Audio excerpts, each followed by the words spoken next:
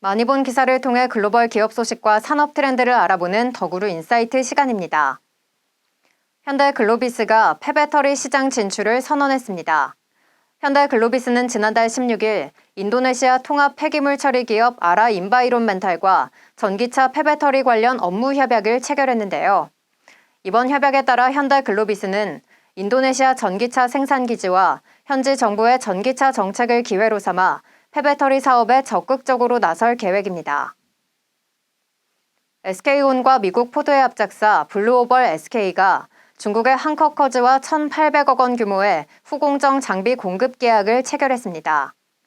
이번 계약은 미국의 견제로 중국산 장비 반입이 어려울 거란 추측이 제기됐으나 한커커즈의 장비 가격이 한국 업체보다 저렴해 건설비 절감을 위해서라는 분석이 나오기도 했는데요.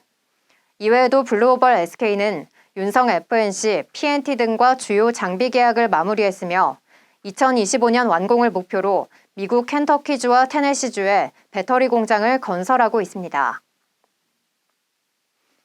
인도네시아가 지난 30일 차세대 전투기 KF-21 개발 자금 지원 등을 논의하는 회의를 주재하며 한국과 전투기 협력 프로그램을 지속하겠다고 밝혔습니다. 이에 따라 그동안 문제로 거론됐던 인도네시아의 분담금 체납이 해결될 걸로 보이는데요. 인도네시아 재무부 예산국은 지난해 말 현지 매체 CNBC 인도네시아와의 인터뷰에서 주 예산에 KF-21 개발 비용 분담을 할당했다고 밝혔습니다. 현재 양측은 전투기 양산을 위해 인도네시아의 구체적 설비 투자에 대한 협상을 나눴으며 양산 후 인도네시아 국영 항공업체가 일부 부품을 생산하기로 한 데 협의했습니다. 네, 그럼 기사 속 내용 더 심층적으로 알아보기 위해서 김병용 더구루 편집국 수석 에디터 모셨습니다. 안녕하세요. 네, 안녕하세요. 네, 첫 번째 기사부터 살펴볼 텐데요. 이제 이 현대글로비스가 인도네시아에서 폐배터리 사업에 진출한다 이러한 내용이었는데 사실 이 현대차가 현대글로비스 그리고 또 현대모비스와 같이 이렇게 폐배터리 사업을 한다 이렇게 알려져 있는데 각각의 회사가 좀 어떻게 폐배터리 생태계를 구축을 하고 있는 건가요? 일단 뭐 현대차 그룹 입장에서는 안 할 이유가 없어요. 현대차, 기아차가 전기차가 잘 팔리고 있고 거기서 나오는 배터리도 상당 수거할 수도 있고 또 가장 중요한 거는 현대차는 만드는 것부터 이동수단까지 다 그룹 내에서 해결할 수 있거든요. 그러니까 그 얘기는 뭐냐면 폐배터리를 수거할 수 있는 그 시스템을 가졌다는 거예요. 그런 이제 요초에. 그래서 이미 작년 현대모비스랑 글로비스랑 그 폐배터리 사업을 위한 그 태스크포스 팀을 구성을 했죠. 근데 네. 아직까지 현대모비스는 뭐 어떻게 하겠다라고 나온 건 없어요. 근데 다만 제가 짐작하기에는 현대모비스의 역할이 이제 그 자동차 부품들을 모듈화시켜서 현대차에 공급하는 거잖아요. 아마 네. 이제 그런 역할을 봤을 때 배터리 팩이나 모듈 과정에서도 그 일정 부분 현대모비스가 역할을 할 것 같아요. 근데 그 과정에서 나오는 이제 뭐 불량품들을 수거한다거나 그렇게 할 것 같고 현대글로비스는 좀 더 구체적이에요. 그래서 네. 좀 그 일단 플랫폼 용기, 그러니까 그 폐배터리 배터리 잘 아시잖아요. 뭐 모양 다양한 거, 네. 둥글기도 하고 각형도 있고, 그러니까 이제 그거에 맞는 안전하게 옮길 수 있는 용기를 만드는 거예요. 그거 특허 기술을 확보했고, 네. 그리고 이미 이제 그 폐배터리에서도 원료 우리 분말을 만든다고 하는데 네. 그 분말을 만드는 기술도 지금 구체하고 있다고 합니다. 그러니까 그 소재를 뽑아내기 전에 그 가루로 만드는 과정 그거를 그렇죠. 특허를 맞습니다. 가지고 있다. 그래서 네.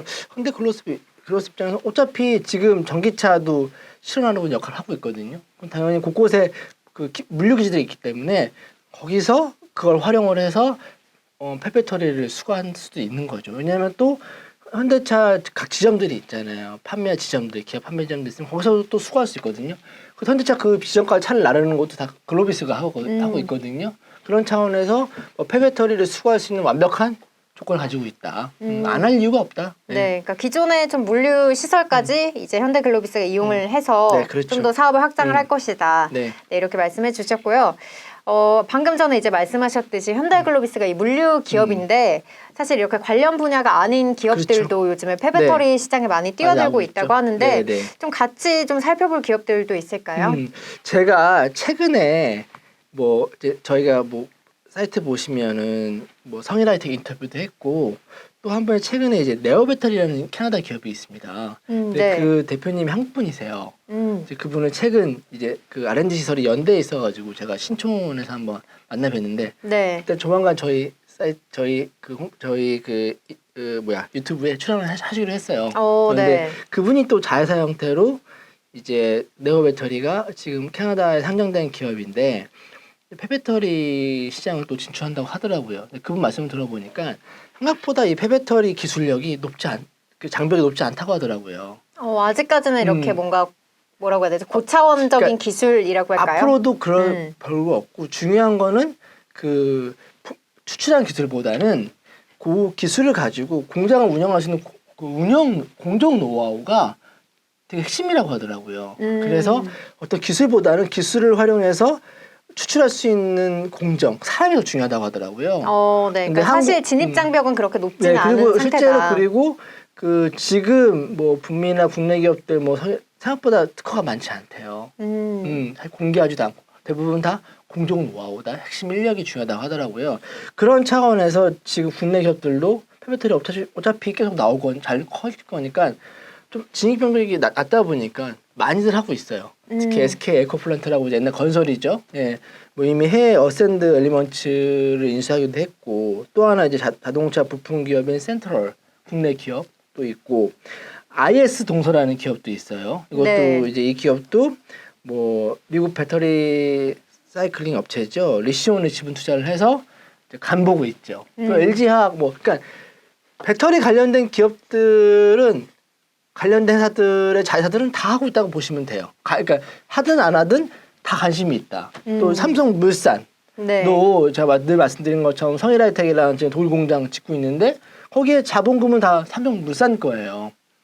그리고 성일하이텍 투자도 했고 그 얘기는 뭐냐면 그걸 같이 성일하이텍이랑 같이 한번 공장 운영해 보고 거기서 한번 공부해 보겠다는 거죠. 스터디를 해서 어차피 같은 계열사인 LC가 지금 북미도 가려고 하고 있고 이미 유럽도 있으니까 뭐 물산이 못할 이유는 없는 거죠. 그리고 포스코 홀딩스도 마찬가지입니다. 뭐 저희 기사 보시면 이미 유럽 같은 경우 그 연구 사업에 같이 들어가 있고요. 또 하나는 이제 포스코 그 홀딩스가 성일하이텍이랑 같이 또 하는 사업도 좀 있어요. 지금 공부하는 사업들이. 그래서 그 배터리 관련된 기업들 혹은 이제 자동차 관련된 기업들은 한 번씩은 다 스터디를 하고 있다. 그 이유는 뭐냐면 생각보다 기술 장벽이 높지 않다. 그리고 또 아까 그 네오배터리 CEO께서 하신 말씀이 한국이 옛날에 그뭐 광업 같은 거와 뭐 많이 했잖아요. 그래서 그 인력들이 되게 우수한 인력들이 많대요.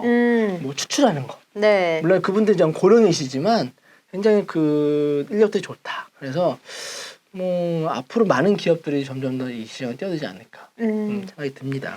네, 앞서 말씀해 주셨듯이 이제 기술의 진입 장벽이 높지 않은 만큼 자동차와 그리고 배터리 관련한 기업들은 전부 다 이 폐배터리 시장에 뛰어들고 있고 관련해서 여러 가지 기업들을 꼽아 주셨습니다. 이제 다음 기사 살펴보도록 할 텐데요. 이 두 번째 기사는 SK와 포드의 합작사인 이 블로벌 SK가 중국의 장비 업체와 논란이 또 많았던 계약을 기사입니다. 맺었다는 기사인데 사실 지금 이 시국에서는 이게 사실 맞냐? 이게 네. 쉽지 않은 일인 것 같은데 한번 자세히 알아보도록 하겠습니다. 네. 일단은 이 한커커지라는 기업에 대해서 알아봐야 될 것 같은데요. 어떤 기업인가요? 뭐 이렇게 투자하시는 분들은 많이 아실 텐데 그 일단 중국에서는 넘버원 그 배터리 관련 그 장비 업체일 거예요. 그래서 뭐 주로 그 CATL 그다음에 S볼트 웬만한 중국의 주요 전기차 배터리 기업들을 클라이언트로 둔 기업이고요. 주로 뭘 만드냐면 배터리 포메이션, 그 활성화 공정 기계, 그다음에 뭐 그레이딩이라고 해서 용량 검사 이런 것들 많이 만들고 있고요. 이번 SK 온에 공급하는 건 제가 알기로는 화성 공정 장비라고 하더라고요. 그 배터리 이제 전기 에너지를 부여하는 작업이라고 하는데 저도 뭐 자세한 건 잘 모르겠습니다. 근데 그런 거를 하는 것 같아요. 근데 이제 한커커지 같은 경우는 SK랑 좀 긴밀한 관계가 있습니다. 네. 이미 그 헝가리 공장 것도 따냈고요. 그다음에 SK 온이 중국의 공장도 있거든요. 그것도 이미 한커커지가 수주한 경험이 있어요. 그래서 뭐 이번에도 참여한 게 아닐까라고 볼 수 그러니까 있습니다. 단발적인 계약이 아니고 이전부터 계속 함께 그렇죠. 해왔다. 네네. 근데 여기에서 이제 한커커지가 후공정 장비를 공급을 한다라고 하는데 이 후공정 장비는 또 어떤 건가요? 아까 말씀드린 것처럼 배터리 셀 만들고 나서 그 이에 이제 기계적 장치들이 필요한데 말씀하신 말씀드린 활성화 공정, 배터리 포메이션 이런 그다음에 그레이딩, 용량 검사 이런 게 다 후공정 작업들이라고 표현은 됩니다. 네. 근데 이제 기사에서 보면은 또 여러 장비 업체들과 계약을 했다 이렇게 나와 있는데 네. 그럼 배터리 공장에 들어가는 또 장비와 관련해서 좀 볼 기업이 있을까요? 아니 독일 업체, 중국 업체들이 많고요. 독일 업체, 그다음에 일본 업체도 있고 국내 업체 중에서는 갑진이 있고요. 또 원익 PMP, P&I라고 해서 다 한커커지랑 좀 사업 분야가 겹치는 기업들인데 이 기업들도 아마 제가 알기로는 이번에 그 SK온과 포드 합작사인 글로벌 SK에 입찰에 참여한 걸로 알고 있어요. 근데 중국 업체에 비해서 아무래도 가격 경쟁이 떨어지다 보니까 이번에 입찰이 떨어진 거 알고 있고요.